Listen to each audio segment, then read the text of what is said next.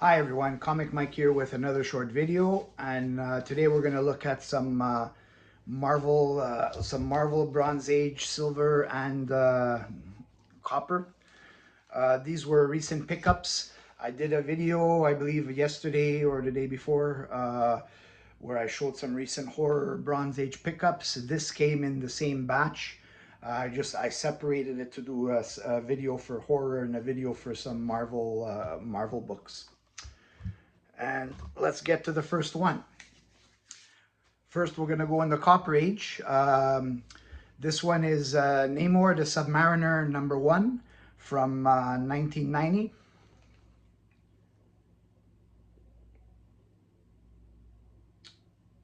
This created by Bill Everett, story and art by John Byrne and Bob Wiacek or Wiacek.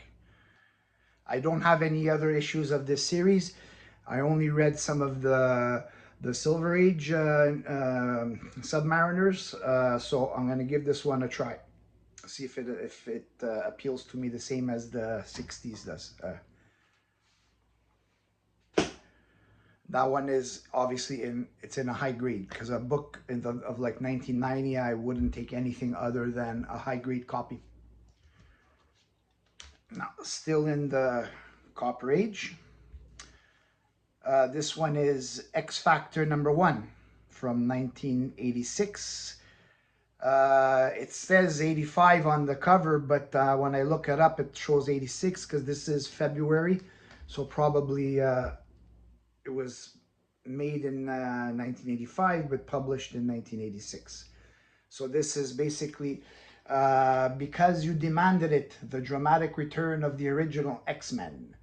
So you have Angel, Beast, Cyclops, Marvel Girl, Iceman. This one actually ran quite a few issues, ran roughly around 149 issues. And it's got a pretty nice cover. Now, I was never an X-Men guy or an X-Factor guy, but I still like to collect some of the books.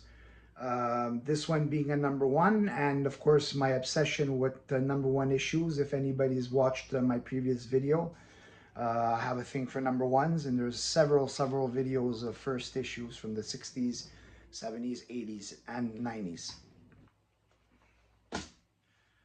Next, for the Fantastic Four movie that's gonna come out, um, this is Silver Surfer #1 from 1987. Story by Steve Englehart. It's a newsstand. Marshall Rogers art. This is a really cool cover. You got Galactus and guest appearing the Fantastic Four. This is another series that I remember this when it came out in '87 because I was collecting, but I never bought it because I was more into DC. So now that this one crossed my path, got it at a really good price, I decided to pick it up and give it a try. The problem with Silver Surfer, I mean, for collectors that aren't, um, let's say, regular Marvel collectors, is that Silver Surfer, he had so many different series, but it's like they were very short series. Like they run a certain amount of issues, they stop, and then they start again, and it's like so many versions. So that's why, like, for a guy like me, that I'm not very familiar with modern comics, I always like to stick into the bronze and silver because it's, you know, the storylines are simpler, and you're getting like the origin of that time, and not a modified origin of let's say the modern times. So I'm not an expert on Silver Surfer, so I can't give too much detail on it. So I just bought it also because it's the #1, and it has a really nice cover.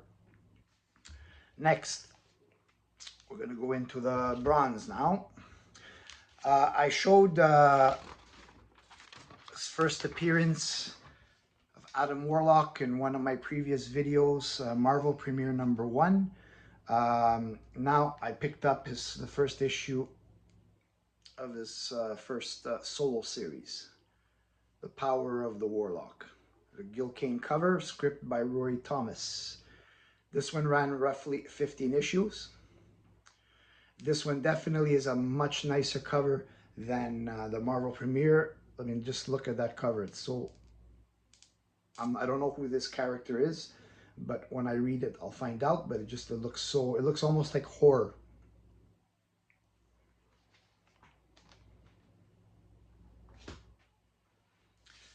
Next, we have a book that I never saw and never owned, and happy to own it now. This is for people who love Saturday morning cartoons. This one predates my Saturday morning cartoons because this one is from the 60s and I wasn't born yet. But still, I love to see what cartoons were there in the 60s. Some of them I've actually seen in reruns, and some of them I never even knew that there was. So this one is really, really great to have it. And it's called America's Best TV Comics from 1967. It's a really nice copy, square bound, but it's a really, really decent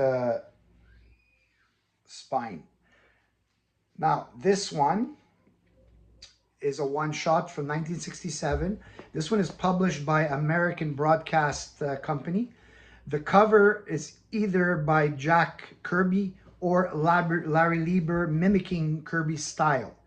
That's what I found on the, because when I was looking to see who was the cover artist, I mean on Wikipedia, and it just shows me that there's several sources. So they're just saying it's either Jack Kirby or Larry Lieber trying to do Kirby.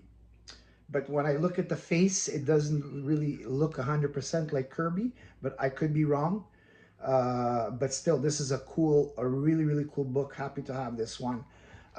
So basically, you got stories from Casper the Friendly Ghost, Spider-Man, Fantastic Four, King Kong, which I didn't even know there was a cartoon, Saturday morning cartoon. And then you have George of the Jungle, and we have Journey to the Center of the Earth. Now that I see these, I'm actually going to try and find some of these cartoons online just to take a look at them. And in the back, we have another promotion of The Flying Nun. That's a really interesting back cover there. And of course, it has that great 60s comic smell. It does do some other promotions for some other cartoons, which also I didn't know that they had here. And we'll see here, see the Beatles.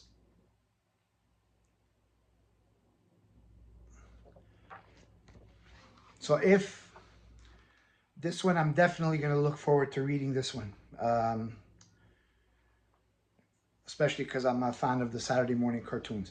The Fantastic Four, I've been watching the 60s cartoons. They actually have them on YouTube.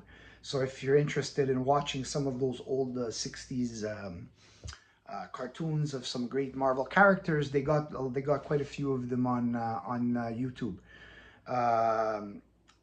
They're drawn, the way they speak, the storylines, it's so 60s, like straight out of a comic book. So if you love the 60s comics, you'll love the cartoon. So like I said, this one, I'm very happy to have this one.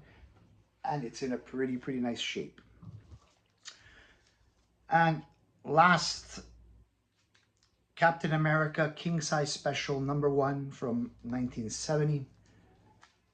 It's got some Kirby, Marie Severin, and Frank Giacoia. I love this cover. Reprinted stories, origin of Cap. Still, I really like Captain America, and I like when they do origin stories. I used to have a pretty decent run of Captain America Silver Age. I had 101 up until 115.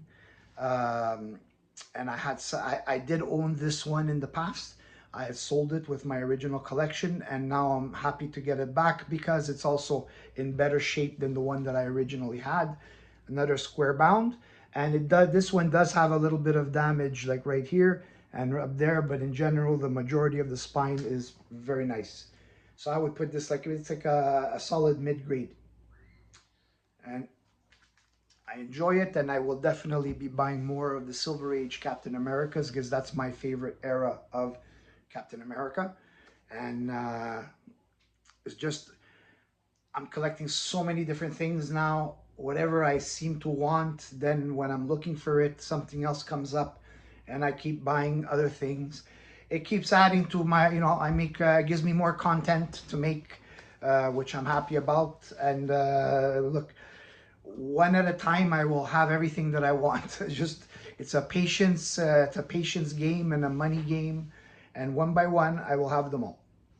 So that's it for this video. Hope you enjoyed it. If you did, please like and subscribe. And I have more videos, at least one more by the end of the week coming.